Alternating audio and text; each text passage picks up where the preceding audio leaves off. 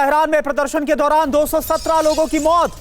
Tehran के 6 अस्पतालों में 217 लोगों की मौत। और ये आंकड़े सिर्फ तेहरान से सामने आ रहे, बाकी प्रांतों का क्या हाल होगा आप समझ सकते हैं।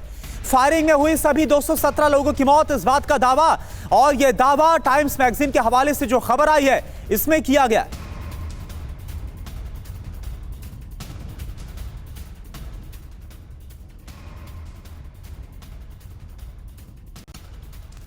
और एक और बड़ी खबर मिल रही है, लगातार विद्रोह की आग में सुलग रहा है ईरान। बड़ी खबर यह है कि राष्ट्रपति मसूद पेजेश्कियान के इस्तीफे की खबर है और अनरेस्ट पहले से ही ईरान में चल रहा है। पेजेश्कियान के खामनेई को इस्तीफा सौंपने की खबर है कि उन्होंने इस्तीफा सौंप दिया है। टीवी 9 भारतवर्ष इस्तीफे की पुष्टि नहीं करता है। और इन सब के बीच ईरान के मशहद शहर में 10 प्रदर्शनकारियों को गोली लगने का भी दावा किया गया है। मशहद में सबसे बड़ा प्रदर्शन हो रहा है। मशहद शहर की सड़कें जाम है।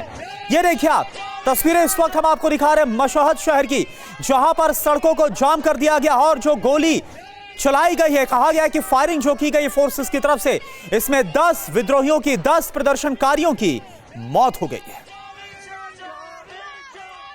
और आपको बता दें कि रजा पहलवी के लिए नारेबाजी लगातार हो रही है, उनके समर्थन में नारेबाजी हो रही है। इसी मशहद शहर में आपको बता दें पहलवी शासन फिर से स्थापित करने की मांग तेज होती जा रही है विद्रोहियों की ओर से। तो एक बड़ा आंदोलन चलाया जा रहा है जो कि हिंसक रूप ले चुका है।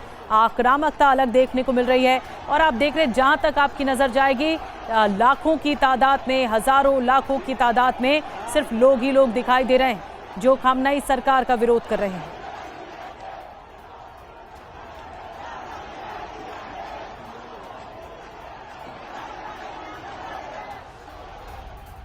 और देखिए आप एक और बड़ी खबर, रजा पहलवी की तस्वीर भी लहराई गई है।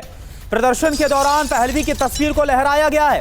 पहलवी की वापसी की मांग और तेज हो गई। ये देखिए आप, एक तरफ खामनेई से लेकर कासिम सुलेमानी की तस्वीरें हमने आपको दिखाई कि कैसे उन्हें जलाया गया, और अब रजा पहलवी के फेवर में इस तरह से माहौल बन रहा है कि ना सिर्फ शाही सिंबल के साथ झंडे को लहराया जा रहा, बल्कि रजा पहलवी की तस्वीर को भी हाथों में लेकर उनके फेवर में नारेबाजी हो रही है और खामनेई के खिलाफ लगातार वहां पर हुटिंग की जा रही है। यह देखिए आप।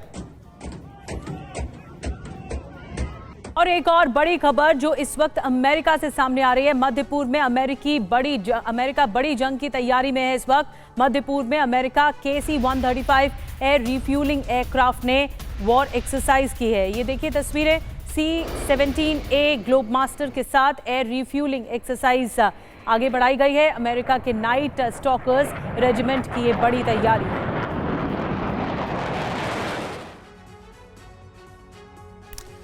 ईरान में गृहयुद्ध छिड़ा हुआ है। ट्रंप का टारगेट कौन है सबको पता है, आयतुल्लाह अली खामनेई, जो इस्लामी शासन है उसे हटाना।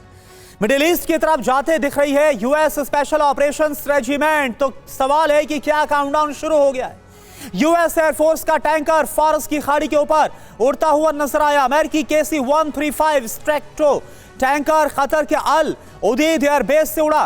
कतर में अल उदीद एयरबेस पर सेंट्रल कमांड की मूवमेंट बहुत तेज हो गई है। मिडिल ईस्ट में यूएस सैनिक 34,000 से बढ़ाकर 50,000 कर दिए गए। खास बात आप समझिए निधि। और KC-135 एयर रिफ्यूलिंग एयरक्राफ्ट है, फाइटर जेट में ईंधन डालने में इस्तेमाल होता है इसका। सवाल यह भी है कि अमेरिका बड़े एक्शन की तैयारी कर रहा है क्योंकि ईरान पर किसी भी वक्त ऐसा हमला कर सकता है अमेरिका। और देखिए हमारे साथ मेजर जनरल संजय मैस्टन सर हमारे साथ जुड़े हैं, डिफेंस एक्सपर्ट और air vice marshal OP Tiwari sir. Sir ये क्या माना जाए जो ये उड़ान भरी गई है, एयर रिफ्यूलिंग टैंकर्स हैं, ये सब जो हो रहा है फारस की खाड़ी में, क्या काउंटडाउन शुरू हो गया है अमेरिकी एक्शन का, ये माने हम? करुणा, ये तो तैयारी दिखा रहे हैं, अपना दिखा रहे हैं, मजबूत है, लेकिन प्रश्न यही उठता है कि अमेरिका कितने फ्रंट पर लड़ सकता है। अमेरिका की कितनी ताकत है कि वेनेजुएला में भी, ग्रीनलैंड में भी नाटो से लड़े और ईरान से भी लड़े। ईरान से ऊपर से बॉम्बिंग कर सकता है बिकॉज ईरान के पास एयरफोर्स नहीं है, लेकिन यार ईरान के पास जो मिसाइल्स हैं काफ़ी हैं और परेशान कर सकती है अमेरिका को। अमेरिका बेसेज भी उसने उड़ाए। ईरान से पंगा ले रहा, सही बात है, लेकिन जिस तरीके से ये CIA की एक्टिविटी चल रही है पिछले कई सालों से, बांग्लादेश हो या नेपाल हो या ईरान हो, इंडिया में कोशिश की, इस तरीके से उन्होंने ईरान में भी कोशिश की है। ये तख्ता पलटने की और अपना एक कन्फ्यूजन क्रिएट करके सारे देशों को कमजोर करने की जो एक्टिविटी चल रही है, पूरा विश्व इसको ध्यान देख रहा है। देखिए पिछले 100 साल में अमेरिका ने 35 जगह कोशिश की है तख्ता पलटने की, लेकिन एग्जाम्पल का सामने है, जहां भी किया सबका बर्बाद कर दिया। अफगानिस्तान बर्बाद हो गया, लीबिया बर्बाद हो गया, सीरिया बर्बाद हो गया, ग्वाटेमाला बर्बाद हो गया। ये लोगों को समझना पड़ेगा और अपना ट्रंप अपने आप को समझे कि लेकिन तिवारी सर, अमेरिका को क्या फर्क पड़ता है? उसके लिए तो विन विन सिचुएशन है ना वेनेजुएला के बाद। यस, अमेरिका अपने काम के लिए लड़ रहा है, जितना फायदा करेगा उसके आर्म्स बिकेंगे। अमेरिका की और कोई इंडस्ट्री इतनी नहीं बढ़ी है खाली आर्म्स इंडस्ट्री के अलावा।